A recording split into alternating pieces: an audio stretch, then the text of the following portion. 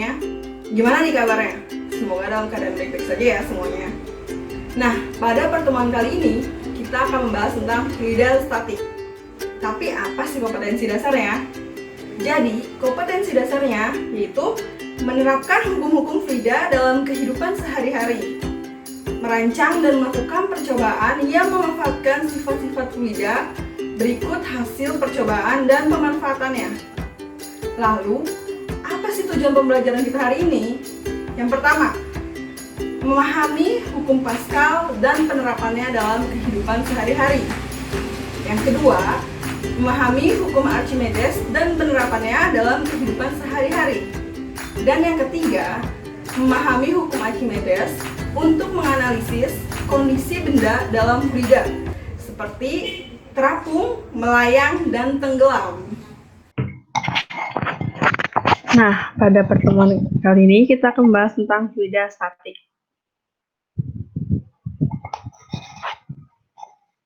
Nah, sebelumnya kita perhatikan video berikut ini dulu ya.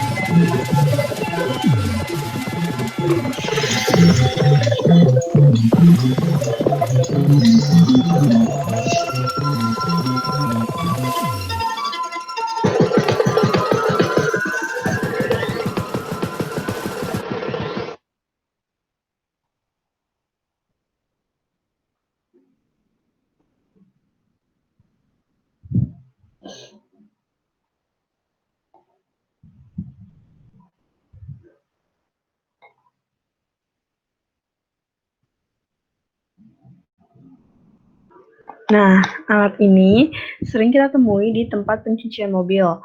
Alat ini disebut dengan mesin pengangkat mobil hidrolik. Nah, bagaimana mesin pengangkat mobil bisa mengangkat mobil dengan gaya yang kecil? Jadi, mesin pengangkat mobil hidrolik ini menerapkan hukum Pascal, di mana ketika penghisap kecil diberikan gaya tekan, maka fluida yang ada di dalam pipa atau dalam pompa biasanya berisi minyak akan diteruskan ke dalam penghisap yang besar, sehingga fluida tersebut akan mengakibatkan gaya angkat, sehingga mobil bisa diangkat. Tuh, nah untuk lebih jauhnya kita akan membahasnya ya. Nah, ini ada hukum Pascal. Ini Blaise Pascal yang menemukan hukum Pascal. Nah, hukum Pascal berbunyi, tekanan yang diberikan kepada fluida diam dalam ruang tertutup akan diteruskan dengan besar yang sama ke segala arah. Nah, kita ambil. Nah, ini ya contoh animasinya. Oke, ini ada mobil, dia naik ke penghisap yang besar. Lalu, pada penghisap yang kecil diberikan gaya, nih, gaya tekan. Disebut dengan F1. Nah, maka zat cair akan menekan ke atas ke gaya PA1 yang akan diteruskan ke PA2. Nah, besarnya P di penampang yang kecil dengan P di penampang yang besar itu sama. Nah, rumus tekanan itu P1 sama dengan P2 atau F1 per A1 sama dengan F2 per A2. Nah, maka secara matematis dapat dituliskan bahwa P1 sama dengan P2, yaitu F1 per A1 sama dengan F2 per A2. Nah, jika penampang penghisap dongkrak hidrolik berbentuk silinder dengan jari-jari tertentu, maka persamaannya akan dinyatakan pula sebagai A-nya dapat diganti dengan VR kuadrat. Nah, karena memiliki jari-jari. Nah, dengan keterangan F1 dan F2 itu gaya pada piston pertama dan kedua satuannya Newton. A1 dan A2 merupakan luas penampang pada piston pertama dan kedua satuannya meter persegi. R1 dan F2 merupakan jari-jari pada piston pertama dan kedua satuannya meter. Oke, lanjut ya. Nah, ini merupakan beberapa contoh penerapan hukum Pascal yang dapat kita temui dalam kehidupan sehari-hari. Pertama, ada mesin hidrolik pengangkat mobil. Nah, seperti pada video yang tadi di awal ya. Yang kedua ada dongkrak hidrolik. Nah, ini biasanya mesin ini kita bisa temui itu di bengkel. Biasanya digunakan oleh montir ketika memperbaiki, misal ingin mengganti ban. Nah, oke. Lalu ada pompa angin hidrolik ban sepeda. Nah, ketika pompa ini diberikan gaya tekan ke bawah, maka tekanan pada ban akan terisi. Nah, ini juga menerapkan hukum Pascal. Lanjut. Nah, ini ada contoh soalnya. Sebuah pengangkat hidrolik bekerja berdasarkan tekanan air. Dari gambar di samping, tentukan besarnya gaya F yang dibutuhkan untuk mengangkat sebuah mobil yang masanya 1.200 kg jika gravitasinya 10 meter per second kuadrat. A1 20 cm persegi dan A2 400 cm persegi. Abaikan massa penghisap dan massa alas tempat mobil. Nah, berarti yang ditanya itu F ya, atau bisa kita sebut juga F1 karena dia luas perampang yang kecil. Maka kita tulis dulu nih diketahuinya. M sama dengan 1.200 kg, G sama dengan 10 meter per second kuadrat, A1 atau luas penampang yang kecil itu 20 cm persegi, A2 400 cm persegi. Nah, yang ditanya F. Maka kita dapat tuliskan hukum Pascal itu P1 sama dengan P2. Itu F1 per A1 sama dengan F2 per A2. Nah, karena F2 belum diketahui, maka harus kita cari dulu rumus F itu massa kali gravitasi. Maka dapat kita tuliskan F1 per A1 sama dengan massa kali gravitasi per A2. Nah, tinggal kita masukkan, yaitu F1 per 220 cm persegi sama dengan 1.200 kg dikali 10 meter per second kuadrat per 400 cm persegi. Maka F-nya atau F1 yaitu 600 Newton. Oke, lanjut ya. Nah, kita perhatikan nih video berikut ini dulu.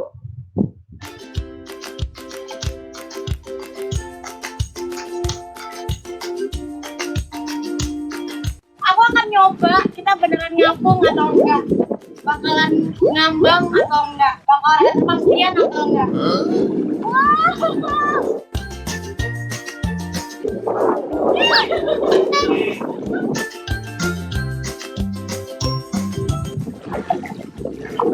Wah, selamat mati percobaan pertama.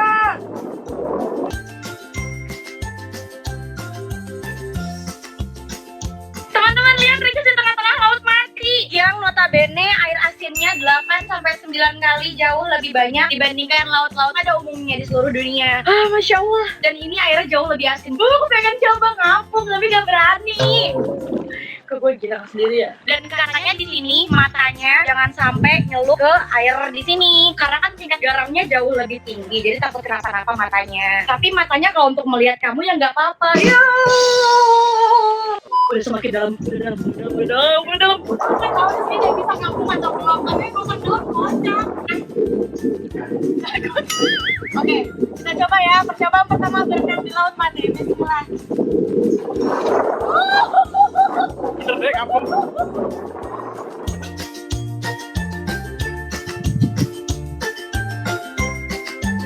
Halo dari sini, salam dari sini. Aku nggak bisa ngapung di laut mati. Wow.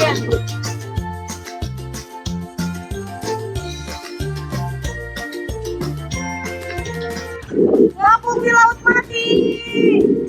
Dia nggak bisa naik. Nah, itu dia tadi ada YouTuber terkenal nih, Ria Ricis, yang lagi liburan ke Laut Mati. Nah, Laut Mati ini ada di antara Palestina dan Yordania. Nah, ternyata ketika Ria Ricis ingin berenang di Laut Mati, ternyata dia tidak tenggelam, melainkan dia malah terapung atau mengapung. Nah, kenapa sih kok Ria Ricis bisa mengapung di Laut Mati? Ya, jadi seperti yang tadi udah dijelaskan oleh Ria Ricis, karena kadar garam di Laut Mati 9 kali lebih tinggi daripada di air tawar, sehingga membuat kepadatan airnya juga lebih tinggi. Nah, hal itu jadi mengakibatkan bahwa massa jenis air ini berarti massa jenis Ria Ricis itu berarti lebih kecil daripada massa jenis airnya, sehingga Ria Ricis dapat terapung. Nah, untuk lebih jelasnya kita akan bahas ya.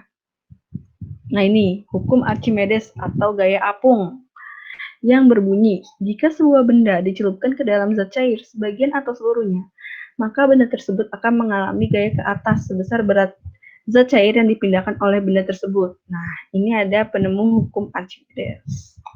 Oke, lanjut. Nah, kita lihat dulu contoh gambarnya. Nah, kita masukkan ya bebannya. Nah, ini ya. Jadi ketika beban yang kita masukkan, ternyata ada volume air yang tumpah. Nah, volume zat cair yang dipindahkan oleh benda sama besar dengan volume benda yang dicelupkan. Jadi, nah, nih, jika suatu benda yang dicelupkan sebagian atau seluruhnya ke dalam zat cair mengalami gaya ke atas yang besarnya sama dengan berat zat cair yang dipindahkan benda tersebut.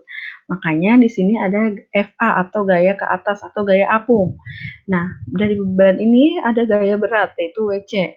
Nah, makanya gaya apung atau FA sama dengan WC. Maka FA sama dengan massa jenis zat cair dikali volume dikali gravitasi.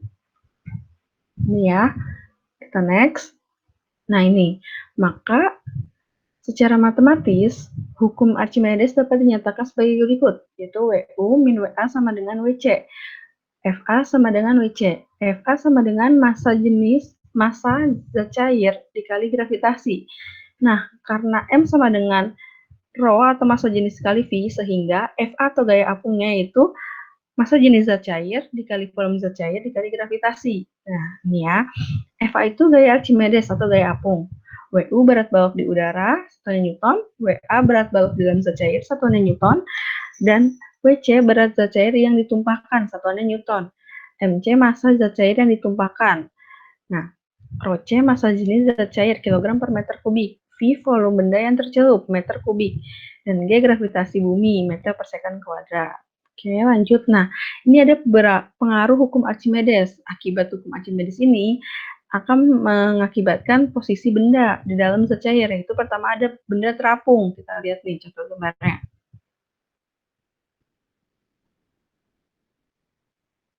Nah, kita masukkan bendanya. Nah, jadi suatu benda dikatakan benda terapung jika sebagian benda yang tercelup ke dalam zat cair. Hal ini terjadi karena massa jenis benda lebih kecil daripada massa jenis zat cair, sehingga berat benda juga lebih kecil daripada gaya Archimedesnya. Makanya tadi Ria Ricis itu bisa terapung, karena massa jenis Ria Ricis lebih kecil daripada massa jenis zat cair.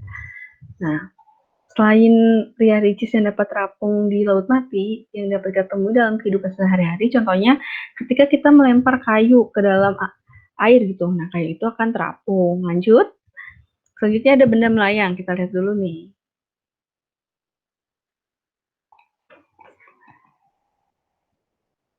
Sepertinya ada.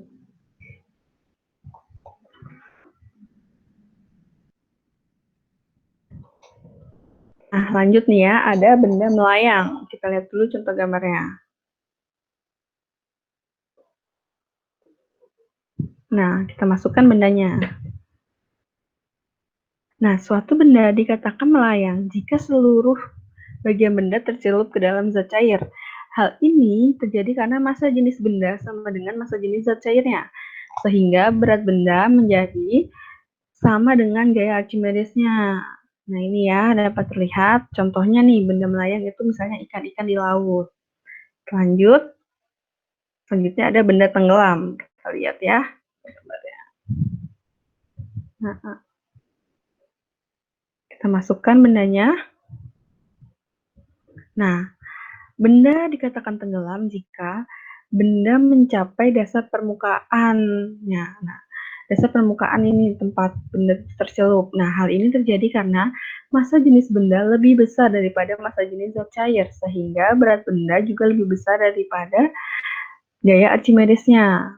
Nah, contohnya nih, misalnya kita ngelempar batu ke air gitu. Nah, itu batunya tenggelam kan. Nah, itu karena massa jenis batu lebih besar daripada massa jenis zat cair. Oke, kita lanjut.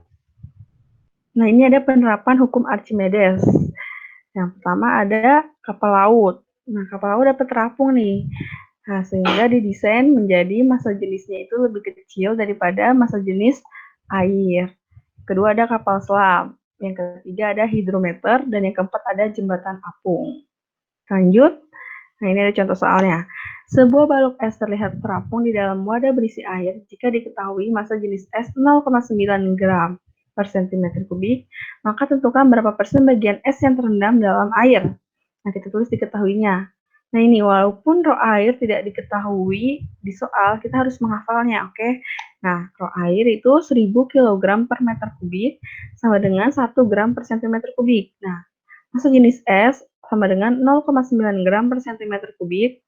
Yang ditanyakan, volume es yang terendam sama dengan volume benda di dalam air atau V terendam. Maka, yaitu rho air kali gravitasi kali volume yang terendam sama dengan rho es kali gravitasi kali volume es.